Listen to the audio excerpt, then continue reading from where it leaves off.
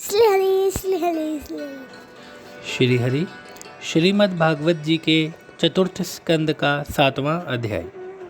भगवान शंकर जी द्वारा दक्ष प्रजापति के यज्ञ की पूर्ति। दोहा।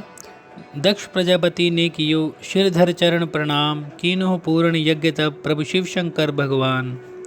श्री मैत्रेय जी बोले, हे प्रिय विदुर जी, ब्रह्मा जी ने भगवान शंकर जी की इस प्रकार प्रार्थना की। तब भगवान शंकर जी ने प्रसन्न होकर कहा, हे जगत के कर्ता ब्रह्मा जी, मैं दक्ष जैसे दुर्बुद्धि अज्ञानी पुरुषों के दोषों की ओर कभी ध्यान नहीं देता हूँ और ना उनकी कभी चर्चा ही करता हूँ। केवल मैंने उसे उपदेश रूप में यह नाम मात्र का दंड दे दिया है, जिससे उसका अहंकार नष्ट हो जावे। उसका सिर यज्ञ की अग्नि में जल गया है, अतः उसके बकरे का सिर जोड़ दिया जावे। भगदेव को मित्र देवता के नेत्र दिए जाते हैं, उनके नेत्रों से वह अपना भाग देख सकता है, उससे वह अपना यज्ञ भाग देख सकता है।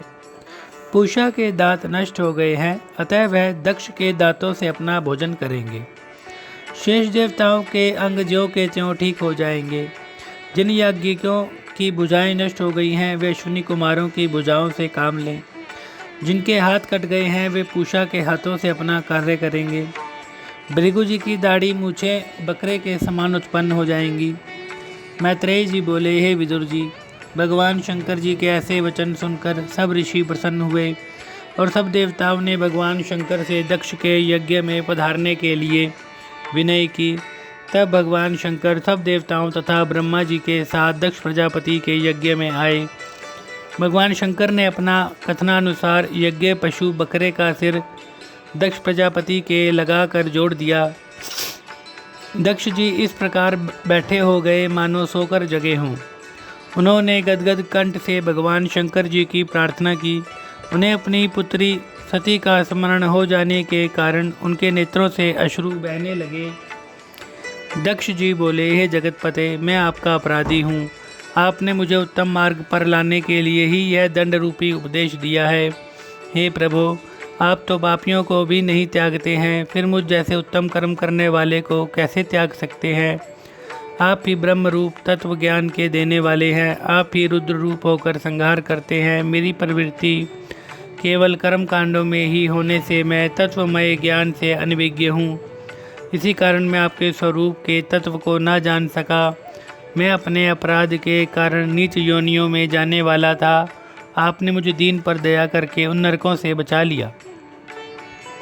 मैं आपको प्रसन्न करने में अपने को अयोग्य पाता हूँ। केवल आप ही मुझ पर दया करके प्रसन्न हुए।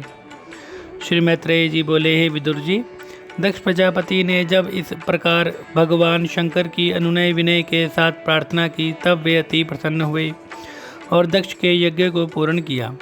यज्ञ की पूर्णाहुति के लिए ब्राह्मणों ने 3 पात्रों में चरु तैयार किया। दक्ष प्रजापति ने ज्यों ही शुद्ध चित्त से भगवान यज्ञ पुरुष का ध्यान किया, त्यों ही भगवान प्रकट हो गए। उनकी कांति अनेक सूर्यों के समान थी। वे गरुड़ पर सवार थे। उनका श्याम वर्ण था।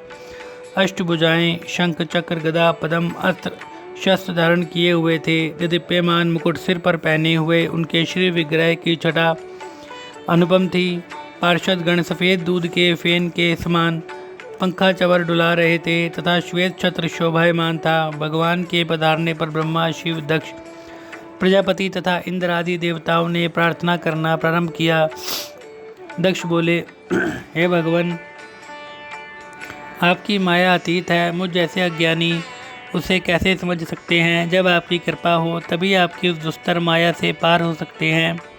ऋत्विजों ने कहा, हे प्रभु, नंदीश्वर के शाप से हमारी बुद्धि कर्मों में ही रत रहती है, अतः हम कर्मों को ही प्रधान मानकर आपकी प्रसन्नता के लिए यज्ञ करते हैं और उसी को आपका रूप मानते हैं। भगवान शंकर बोले, हे देवादिदेव, अज्ञानी पुरुष मुझे आचार भ्रष्ट कहते हैं, किंतु आपकी आज्ञा से मैं उनका कुछ भी बुरा नहीं मानता हूँ। सदा आपके ही चरणों में रत रहता हूँ। भृगु जी बोले, हे प्रभु, आपकी माया के पर्दे के कारण यह आत्मज्ञान नष्ट सा हो गया है। इसी कारण देह अभिमानी पुरुष तत्व से आपको नहीं पहचानते। किंतु फिर भी आप अपने भक्तों पर दया करके उन पर प्रसन्न रहते हैं, इसलिए आप मुझ पर भी कृपा करके प्रसन्न होइए। ब्रह्मा जी बोले, हे प्रभु, इन द्विजों के द्वारा पुरुष पदार्थों को अलग अलग रूप में देखता है। यह पदार्थ वास्तव में आपके स्वरूप ही हैं, वह सब इंद्रियों के ही विषय हैं, इस कारण आप माया से परे हैं। इंद्र ने कहा, हे प्रभु, आपका यह विग्रह जो अष्टभुजा तथा आयुधों से युक्त है, दैत्यों का संहार करने वाला है और हमको आनंद देने वाला है। यह आपका स्वरूप सत्य तथा नष्ट न होने वाला है। याज्ञिकों की पत्नियां बोली, हे यज्ञ मूर्ते, भगवान शंकर के कुपित होने पर यह यज्ञ नष्ट हो गया था, किंतु अब उन्होंने प्रसन्न होकर उसे पूर्ण किया है, अतः आप अपनी पवित्र दृष्टि से उसे देखिए। ऋषियों ने कहा, हे पुरुषोत्तम, आप कर्म करते हुए भी अकर्मा हैं, उनमें लिप्त नहीं होते हैं। दूसरे मनुष्य नित्य प्रति लक्ष्मी प्राप्ति के लिए उनकी उपासना करते हैं, किंतु लक्ष्मी जी नित्य आपके पास रहते हुए भी आप उनसे अलग से ही रहते हैं। सिद्धों ने कहा, हे प्रभु, हमारा यह मन आपकी विशुद्ध अमृतमय कथा पान करने में लगा रहता है। यह मन ब्रह्मानंद में मगन रहने के कारण संसार सागर में नहीं डूबता है और न त्रैताप ही उसे जला सकते हैं। दक्ष की पत्नियों ने कहा, हे परमेश्वर, हम आपको नमस्कार करती हैं। आप लक्ष्मी जी सहित हमारी रक्षा करें। आपके बिना यज्ञ की पूर्णाहुति नहीं होती है और न यह यज्ञ पूर्ण ही होता है। लोकपालों ने कहा, हे प्रभु, यह सारा जगत आपके द्वारा दृष्टिगोचर होता है। आप हमारे हृदय में विराजमान रहते हैं। यह अशुद्ध इंद्रियां आपको नहीं देख सकती हैं। आप इस जगत से परे हैं, किंतु फिर भी इस जगत में दृष्टिगोचर होते हैं। यह आपकी ही लीला है। योगेश्वरों ने कहा, हे जगतपते, जो आत्मज्ञानी तत्व से संपूर्ण विश्व में तथा अपने में कोई भेद ना देखकर सबको संभाव से देखता है, वह आपको अति प्रिय है। जो प्राणी आपकी सेवा ना करके दूसरों की सेवा करते हैं, आप उन पर भी कृपा करते हैं। इस जगत को आप अपनी माया से रचते हैं तथा संहार करते हैं। आप ही विभिन्न रूपों में प्रकट होते हैं। हम आपको नमस्कार करते हैं।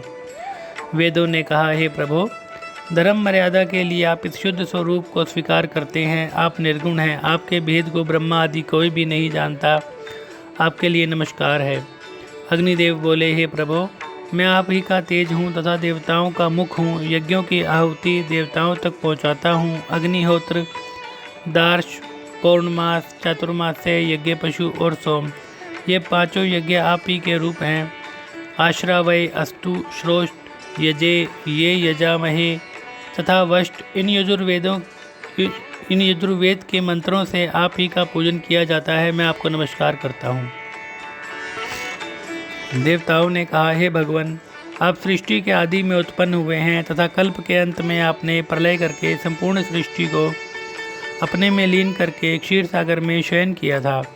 हे प्रभु, महलोक के रहने वाले सिद्धगण जो आपके भक्त हैं, वे ही भक्तों की रक्षा करते हैं।